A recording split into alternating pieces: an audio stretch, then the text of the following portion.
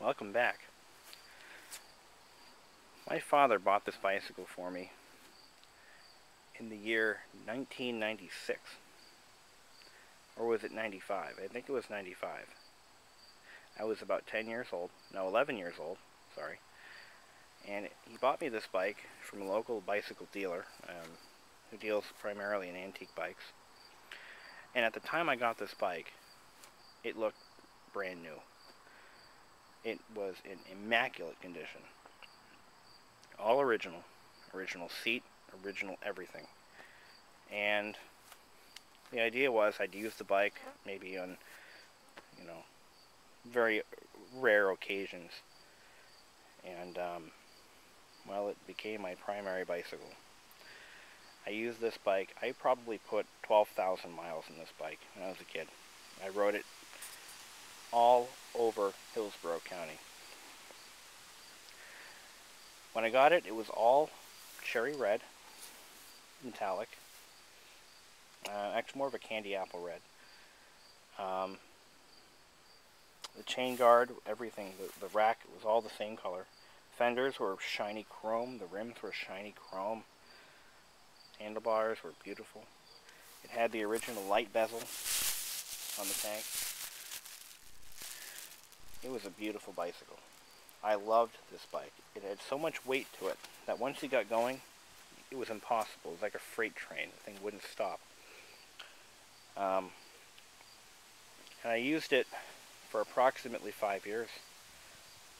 No, more like 3. It was last registered. I did register my bicycles in case they were ever stolen, and it was last registered in 6/1 of 97. The expiration date is 6/1 of 98. In 1999, the bicycle was parked. It was left outside. All the paint rusted off. The fenders rotted out. The chain guard rusted out. The rack completely rusted out. There were holes in it. The only thing that didn't really... and the forks filled up with water and froze, and it actually split the forks. When I pulled this thing out of the ground, literally, about 3 months ago, I almost wanted to cry. The bike was destroyed. The rims were gone. All the spokes had broken. I broke about 1 spoke every month when I used to ride this bike. And by that time I parked it, it wasn't even rideable. This crank, this is not the original crank, but it's identical to the original. I'll get into that in a second. What happened is, one of the reasons I parked it was because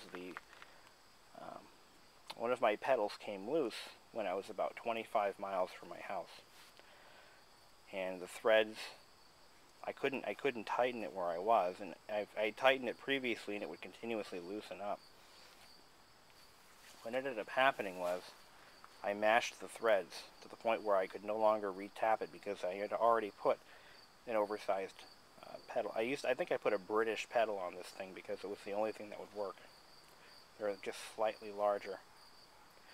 Anyway, so I was faced with a dilemma. I was 25 miles from home, and I had to get home. So I rode the bike home with 1 pedal. How I did it was I would basically use 1 stroke as my power stroke with 1 pedal, and then I'd return the crank to its correct position with the other foot by kicking it over like that, and that's how I made it home. The bike hasn't been ridden since. Now, as luck would have it, about 2 or 3 months ago, my neighbor came up with a bicycle that was the female version. In fact, here's what's left of it.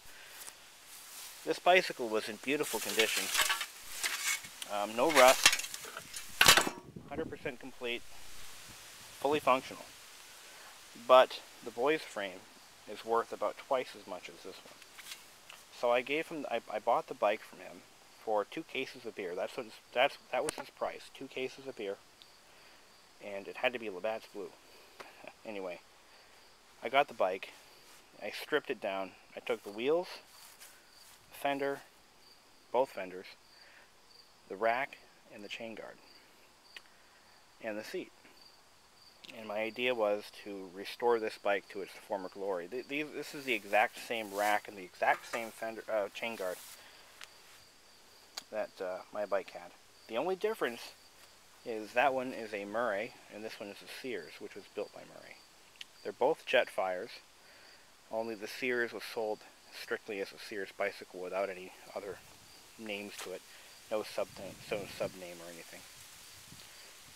So here it sits, waiting, well, a complete paint job, re-chroming, and as it turns out, this new crank has the same mashed thread problem that mine had, so I'm going to have to find a way to fix that. Unfortunately, the only casualty that I can't replace is the original light bezel.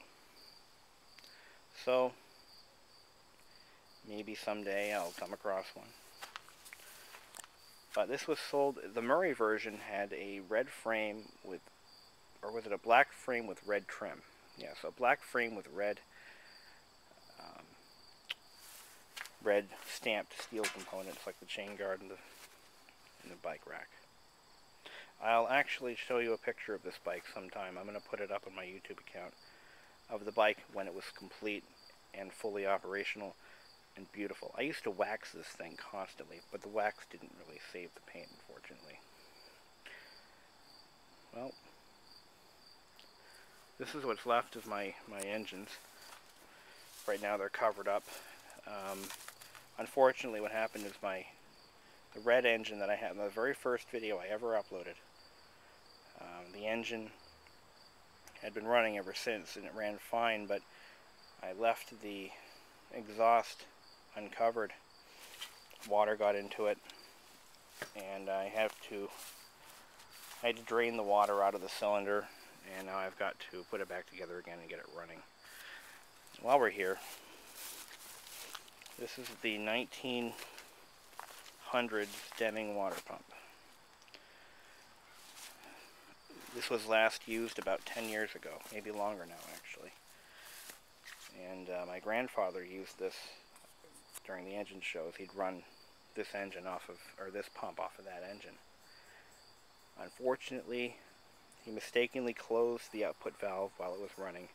I don't know why it had an output valve, but he closed it, and it hydrolocked and cracked the cast iron block from here to here. It's still fixable. I just have to have it brazed and, well, reassemble it and hope it runs. It's going to take some work, but I'm up to the challenge, just not right now. And there's all the pump parts.